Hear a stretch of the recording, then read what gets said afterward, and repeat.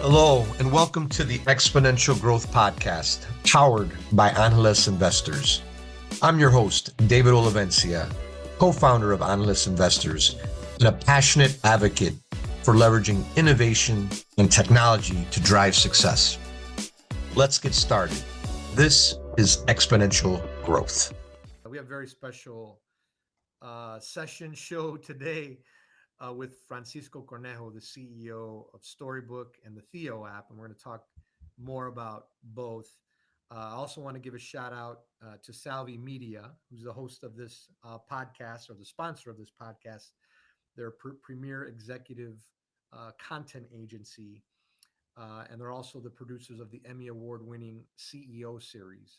You can check them out, on Cheddar, Entrepreneur Magazine, in airports, and really cool. So you can Google them and check them out. But thank you, Salvi, and their award-winning Emmy Award-winning CEO series for their support of the podcast. So Francisco, I've had the opportunity to know Francisco maybe 4 years ish. Met in Miami at a big conference, a pitch competition, and Francisco's up there pitching, and he's talking about Storybook and the challenge with all these digital devices and parents and kids and sleeping and bonding and I saw that, and I'm a big believer in that. If you have, I believe in big believer in reading to your kids, right? I believe it's foundational, fundamental. I believe in the bonding of it as well, right? And I believe in the health aspects of it, and I believe that it is a strong foundation for great kids and a great society when you do that. So I saw that, and then I was also an early investor in Hallow, which is a Catholic prayer and meditation app that's done very well. So I've seen the power of how apps can grow and scale when they're focused in the right direction.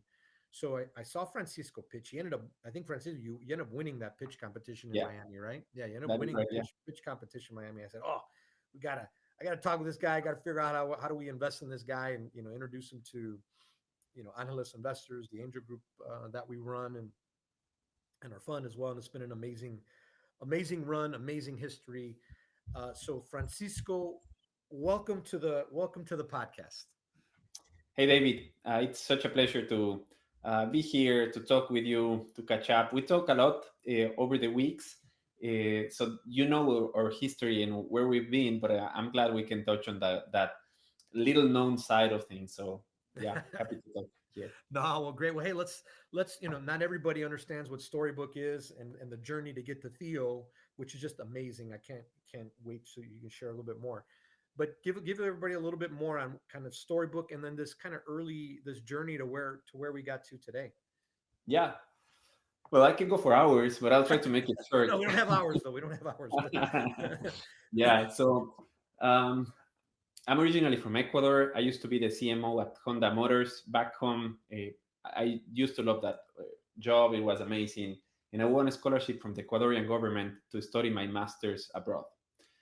My wife, my two kids, and me moved to Australia. They were babies at the time. They were 3 and 1 when we moved. And in that time in Australia, we went through a really rough patch. Like I was pretty much out of home, like from 7 a.m. to 11 p.m. Daniela, my wife, was alone with two kids in a foreign country with no friends and family around, without the language, with a crazy time zone difference. Like you couldn't even call family because they were sleeping. It was challenging, and our kids were growing up with an absent parent, father, pretty much, and with a burned out mother. And we stepped in to change things through what you just said. How, if those little moments at the end of the day, we make them like really special? Like how can we make this better? And physical contact, being like fully present, trying to communicate further, like connect with them, was the key. um, there's a story within that story, but we ended up doing a amazing bedtime routine with massage techniques, with stories, with music. And we decided to, what if we create an app out of this concept? That is pretty much the idea of behind Storybook. It's a combination of relaxation techniques, audio stories, and music to make the most beautiful bedtime routine that you can think of. And over the years since we launched, we grew. Right now, we have over 4 million downloads. We've seen not only the stories from the families telling us like this really works, this is amazing, our bedtime is way better, my relationship with my kids is way better, but we have put this to the test. We have done research. We did a fantastic research with United Way as an example in underserved communities, and we actually have the data on how much Storybook can improve sleep, but also improve the parent-child relationship. So it's been beautiful to work on this. Every year growing, every year becoming more lean, more efficient as a company. But things in 2025 took a radical turn. What we are seeing right now, and I'm happy to talk more about Theo, what we are seeing since right now, since we introduced this new concept, it's something that we couldn't imagine before. Like we've seen growth, like we have stages that we grew really fast, and we have seen companies come and go that have like these great growth stages. I never seen anyone, of course, other than ChatGPT perhaps, but I never seen anything growing as fast as we are growing right now. It's been really a blessing to say the least. Well, and so before we jump into Theo and double click on the exponential growth of Theo and Storybook, so along the way though, some amazing investors, from when I invested or when we invested along the way, you've had some amazing investors and amazing awards, right? I know Jason Calacanis launched, they've invested in you, one of the top angel investors in the world, Jason Calacanis. Google, right? So Google, strong Yep. partner with you, and they have a great program, Google for Startups and all that. I saw you with Apple. I know you were at Apple's headquarters twice, I believe, right? And got to meet Tim Cook, and Yep. maybe you can talk a little bit about their program. How did Apple help you? Yeah, 3 times actually. Oh, The three last times. time, Okay, sorry about that. the last 2 times I met with Tim Cook, and I was able to show the product to their VP team and at their C-suite. At the time, it was pretty spectacular. Like 5 years ago, I think, I traveled to California with my family on a holiday, and we drove outside Apple, and I was dreaming like someday I want to be inside this place. In the last 3 years in a row, like we've been there invited by Apple. And I can only speak as highly as for Google and Google for Startups. Like their program is amazing. Danny, who is now leading the North America team, he's extraordinary, and his whole team is. But yeah, in both cases, these are the platforms where we distribute. So it's in their best interest to have the best possible apps, doing the best possible impact, adding value to their user base. And in both cases, they have been extremely, extremely helpful. One thing that blew my mind with Apple is that we were actually able to work hand in hand with their developers to tweak our code. Like they were looking at our code and hey, why don't you optimize this or do this here? Or their designers were, of course, world class, telling us like you can optimize this experience better. Your UX could be better here and there. And that's the most meaningful thing that we can do. If the product improves, all the growth that we're seeing, we can capitalize more on that. So that's been insane. Yeah. Yeah, and I know and then I know you were pitching in Saudi Arabia. So and it's global too, right? I think this is, I don't think a lot of people understand it. I mean, huge market in the US, you're doing it, but Latin America, but it's not, but you're also like Saudi Arabia and it's global. So, and I know you through the GEC, we're talking about awards. I think the Global Entrepreneur Conference, right? I think you were at least one of the finalists there and had the opportunity to pitch in that competition. Maybe you can chat on just the global. Yeah, of course. We also did Shark Tank, as you know. That's right. That's right. So That's right. It's been quite a Shark Tank USA too, right? Shark Tank USA, right? Shark Tank USA, yeah. Shark Tank Mexico, and Shark Tank Mexico. Yeah. Well, how did that go? I mean, so maybe let's double click there too before then we'll go global. So what starts Shark Tank USA? The quick whatever you can share, because I think sometimes they put you under NDA and stuff like that. Yeah. I cannot share too much, but in general terms, like just being in front of these people that understand this so well, that have been in this space for so long, hearing their advice, like looking at their reaction when they see the product and they say like, this is brilliant, I love the concept, I will use this with my kids. That's amazing. And then it's about the if the investor is a right investor for you, like how can they help you? Because money is a commodity ultimately. If you have a great product and a great company, is how those investors can back you when you need it, can provide advice, help, support, open doors for you. That's a whole different conversation. And on the global footprint, we have subscribers in over 100 countries, like paying subscribers, people paying for products in over 100 countries. It's a long tail. The US is by far our largest market. But if we were to tap into other continents, in other languages, like there's a ton of opportunity. And the main thing that we have to do when you have a product that can reach the whole world as an app through Google Play or the App Store, we are literally everywhere available. The main challenge is priorities. Like, what should you do first?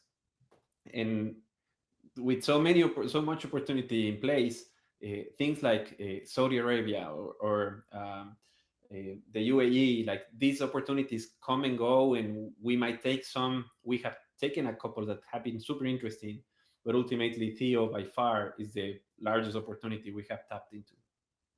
Well, and so, on the Theo, and I work with a lot of startups, and you're always testing, learning, winning, you know, experimenting, right? Which is what these a lot of these tech companies encourage. And you have to, right? That's how you grow, that's how you learn. You make mistakes, and you continue to do that. And so with Theo, you've hit something. You've hit something big that's really triggered some exponential growth. Would love to hear, to explain to our audience kind of a little bit on that journey, right? How you experimented, what you found, where it's at, and where you think it can go. Yeah. And this is quite interesting because we have been experimenting with things since I can remember. Like, experimentation became huge on our company, and we're super data driven. We tested a ton of things, and that's how Storybook evolved over time. But last year, like, the biggest insight came to us. There was this pattern. We knew this for a while, but last year we started experimenting around it. Families used to tell us, Storybook is amazing, we love Storybook, we do a prayer, then we use Storybook, and then we sleep. Or we read a Bible story, then we use a Storybook, and then we go to sleep. Like, the faith element was present in around 70% of our users in one way or another. So we decided to incorporate some of that faith related content into the Storybook app. Again, Storybook, just as like Theo, it's parent led. So it's the parent who decides what content they want for their kids. It's not invasive, like they have to opt in for the content. So we put some Bible stories and some faith related content. And after a few months, we realized that those users had the highest retention, had the lowest acquisition cost, like their activation was better than all of the rest. And early this year, after a fantastic January of sales, like we had our best month by far until Theo, we decided, hey, why don't we double down on this audience, the faith related audience? But instead of just providing more content within Storybook and making Storybook a convoluted app, we decided to give them a specific product for them. Like, let's try to solve for their need. If they want to have a faith related moment, a passing faith to their kids moment, that it's enjoyable, that kids look forward to, that it's calming, that it can be suited in the bedtime routine, how would that product look like? And that's Theo. Like, we took all that we learned from Storybook, created a specific faith-related app, Christian, Catholic related app, and launched it on February the 15th. It only took 4 weeks for Theo to surpass Storybook sales. And that's pretty unfair. Like, if you think about it, it took us 4 years to reach Storybook to where it is in terms of experimentation, investment, fundraising, everything to get Storybook to a certain place. Theo, in less than a month, surpassed that. And now that we are 2 months, a little bit more than 2 months after that, Theo is doing almost 10 times as much in daily installs, in daily sales as a Storybook. So it's quite crazy to just grasp the growth that we are seeing with Theo being just an MVP. Yeah. It's just a version 1. So we're really excited about the future of this company. Well, and look, and that's exponential growth. But you think about, you have a platform, you're learning, you're testing, you find something that works, you make a couple decisions, you're data driven, and then you get that nice curve of growth. And so, well, so now you're in a great, you're a great spot, right? And so now the question is, how do you continue this hyper growth, this exponential growth? What's next? What do you see? What challenges do you see? Give us an idea what's next. Yeah. No, what I love about Theo, in we've seen glimpses of this with Storybook, but with Theo, it's like full force, is how the market is pulling us. Like everything that we have done since we launched Theo, like from the social media posts to the live events to the anything that we have done, like people love that. Like they go viral. We get tons of downloads, tons of sales, everything where we do. So the key thing is priorities. Like with the resources that we have, what are the main things we should be focusing on so we can keep the momentum going? And the more we grow, the more profitable we are becoming. Like the unit economics are getting better and better day after day. So it's insane to see that. Like typically unit economics tend to go down as you scale in tech, especially when you have to put dollars behind something, like to find an audience and so on. In this case, this is the complete opposite. Like there's really a spectacular growth. Unit economics are fantastic. We're getting schools, parishes to approach us, and they are interested in distributing the app. Yeah, so the challenge is now there's so much opportunity at the rate that we are way past a good Series A metrics. So we decided to raise a Series A. We're already talking to potential leads that are fantastic. I would love to partner with them. So that's right now. Like in my immediate future is, should we raise a Series A? How does that Series A look like? And what happens after the Series A? If we are growing this fast with the resources that we have, I cannot imagine how faster can we grow if we have more resources. Yeah, you get the unit economics are getting better over time. So if you take Series A, and anybody can Google out there what a Series A is raising right now, but there's a public one that we did for Certiverse. I think they just raised roughly 11 million. So, but if you're in that range or so, that then fuels the unit economics and it continues that exponential growth. And this is, for those who may not be familiar with investing in venture. I mean, this is, you grow, you get financing rounds over time, and you continue to grow. And at least you hopefully continue to grow. At least in this case, you do. Right? Or if you're not growing, you may not get the money. So that's a little bit. They kind of work hand in hand. But that's great, and we'll look forward to staying in touch.